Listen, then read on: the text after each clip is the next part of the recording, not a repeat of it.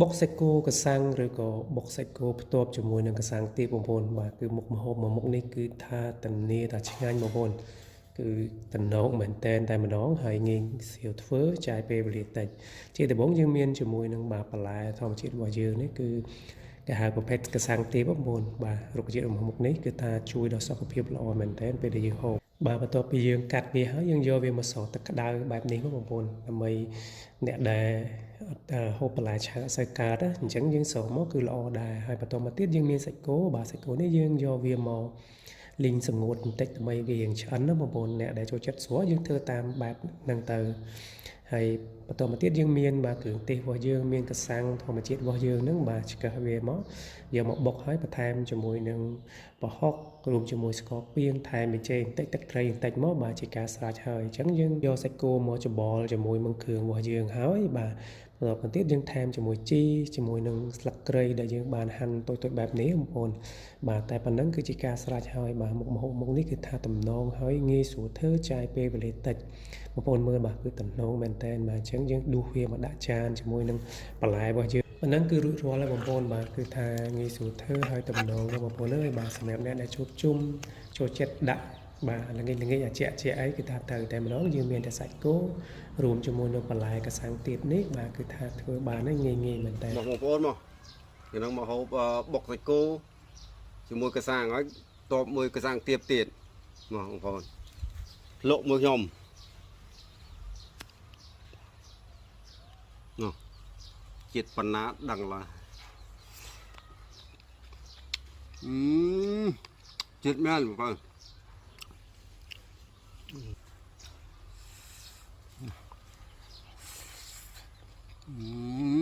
គឺមែនមកពេលនេះអត់មានអីច្រើនទេបងប្អូនបាទមានតែឆ្លូញប៉ុណ្ណេះមកហើយមានម្សៅស្រួយយើងហ្នឹងគឺយើងមកលាយបាទក្លុកឲ្យវាសបសាច់ត្រីមកចាក់ខ្លាញ់ចូលក្តៅហើយយើងយកត្រីមកបំពងបាទហើយមើលតែគួរវាធ្វើម៉េចកុំឲ្យវាខ្លោចគឺជាការស្រេចហើយតែឆ្លូញបំពងបែបនេះបាទគឺដើរជាមួយនឹងទឹកត្រីស្វាយពេញប៉ោះហើយនឹងជាមួយម្ទេសហឹរបាទគឺត្រូវថាជាតិតែម្ដងចឹងយើងបាទបន្ទាប់ពីត្រីឆ្អិនម្សៅល្មមកុំឲ្យវាក្រៀមពេកយើងបាទស្រង់វាឲ្យស្រស់ខ្លាញ់មកយកមកដាក់មួយកន្លែងចេះបាទគឺដល់ម៉ោងបាយល្មមទឹកត្រីស្វាយបាទជាមួយនឹងពេញប៉ោះម្ទេសហឹរដែលមានរសជាតិក៏បានរួចរាល់ដែរ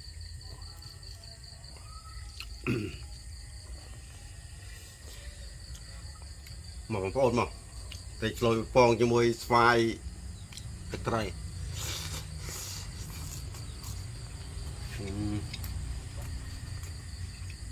ខាងនេះជីតនាក៏សម្បូរដែរបងប្អូនសម្រាប់លៀសហាប៉ុន្តែខ្ញុំក៏នឹកឃើញបាទឃ្លានចង់ហូបឆាគ្រឿងលៀសម្ដងអញ្ចឹងលៀសនេះធំមែនតើខ្ញុំចែកគេចំនួន2កំប៉ុងបាទយើងយកមកឆាគ្រឿងហើយគ្រឿងនេះយើងមានបាទខ្ទឹមសខ្ទឹមក្រហមស្ករពាងរួមជាមួយនឹងប្រេងខ្យងយើងត្រឡប់គ្រឿងវាឲ្យឈ្ងុយល្អមកយើងថែមជាមួយនឹងទឹកម្ទេសបន្តិចមកបាទច្បល់វាឲ្យសព្វតិចយើងថែមប៊ីចេងកន្លះស្លាបព្រាមកបាទហើយគ្រឿងនេះយើងធ្វើម៉េចឆាវាឲ្យត្រឡប់ឲ្យសព្វល្អអញ្ចឹងមកបាទតមកទៀតយើងបន្ថែមជាមួយនឹងបាទម្សៅស៊ុបកន្លះស្លាបព្រាទៀតហើយច្បល់វាឲ្យសព្វចឹងមកបាទបន្ទាប់ពីឈ្ងុយហើយយើងថែមជាមួយនឹងទឹកបាទអំពិលទុំបាទអ្នកដែលចូលចិត្តគឺដាក់រៀងច្រើនក៏បានដែរអត់អីទេបាទតែសារលៀសរបស់យើងក៏រៀងច្រើនដែរបន្តមកទៀតយើងយកលៀសបាទយើងយកមកដាក់មកបាទហើយសម្រាប់លៀសបាទងាយស្រួលទេឆាទៅមកផ្លែតគឺឆ្អិនហើយបាទអញ្ចឹងយើងច្បល់វាឲ្យសព្វគ្រឿងល្អមកហើយរួយជាមួយម្រេចនេះយើងដាក់តាមចំណង់ចិត្តបងប្អូនថែមលឹកខ្ទឹមទៀតមកឈ្ងុយបាទជាការស្រេចតែម្ដងហើយអ្នកដែលចូលចិត្តបាទគឺតំណមែនតើបាទគឺហើយសាច់លៀសនេះគឺពេញតែម្ដងបងប្អូនជាតិមក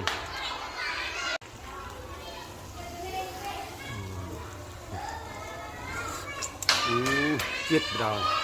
ជាតិណាក៏ប្រហែលបងធ្វើអីនោះកាប់ដីឃើញក្លឹបស្វាយវាសាកមួយឆាកាពិបន្តិចនោះអូបាទឆានេះមួយឆាកាពិក្លឹបស្វាយធម្មជាតិយើងណាធម្មជាតិ มาบ่มาโฮบดับสบายเนี่ยไงด้วย ไว้จะลวกที่มันเคยสอดถึงมอดได้เนี่ยสมวยได้มั้งใบหาตัวใจมวยมั้ง mua nè แต่ปีบอกคนไหนมั้ง ha ชาคนไหน này โอ้ปีเฮ้เบิกสามมวยมั้งช่างเนาะ บ่ดับสบายนะ กับปีนี่ป้าให้เชื่อคนไหนมั้งช่างเนี่ยเฮ้เบิกช่างยังเธอรู้ตัวนอกกันเนี่ย nhớ ơi ban tài เนี่ยเธอรู้ ô ง่ายแม่นแต่มันแต่บอยจะเป็นมวยขอสไปจอดกันเราจะง่ายเกิน nó là ngày ง่ายแม่นแต่กะปิ đậm mùi cà phê trà này ó to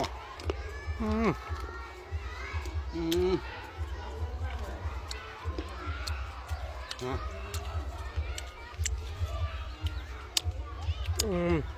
ด้วย อาจจะอับสบายแต่น้องเนี่ยน้องสมติ๊กเยอะไงโอ้ยนี่กะปิสนาได้ไปแห้งเธอตัวได้มอง ปลอดภัย ชาตัวได้อาจเป็นเจนวิดีโอชากะปิว่าผมโอนตอบสวายมาดอง โอ้